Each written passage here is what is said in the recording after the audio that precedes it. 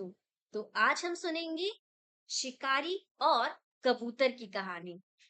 बरगद के एक पेड़ पर कबूतरों का एक झुंड रहता था। एक दिन कबूतर भोजन की तलाश में उड़ रहे थे। उन्हें जमीन पर ढेर सारे दाने बिखरे हुए दिखाई दिए।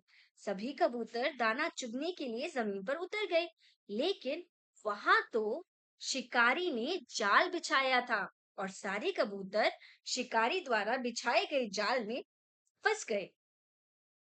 जाल में फंसने के बाद कबूतर बहुत उदास हो गए थे, क्योंकि वे जानते थे कि अब उनका अंत निकट है। कबूतरों के नेता ने उन्हें हिम्मत ना हारने की सलाह दी। उसने कहा कि यदि वे एकजुट होकर जोर लगाए तो वे जाल को लेकर उड़ सकते हैं। वहां एक बुद्धिमान कबूतर था जिसे एकता की शक्ति का पता था, और वो था कबूतरों का नेता।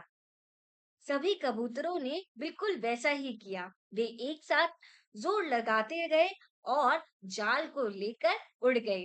बेचारा शिकारी कबूतरों को जाते हुए देखता रहा और अपने हाथ मलता रह गया।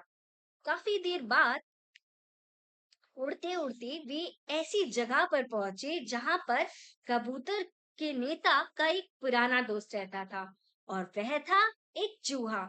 कबूतर ने अपने दोस्त को आवाज लगाई और वह बिल से बाहर निकला। जब उसने सारी बात समझाई तो उसने अपने साथी चूहों को बुलाया और सभी चूहों ने जाल को काटना शुरू किया, और इसी के साथ सभी कबूतर आजाद हो गए। इस कहानी से हमें ये शिक्षा मिलती है कि एकता में बल होता है, और हमें विपरीत परिस्थितियों में भी हिम्मत नहीं हारनी चाहिए।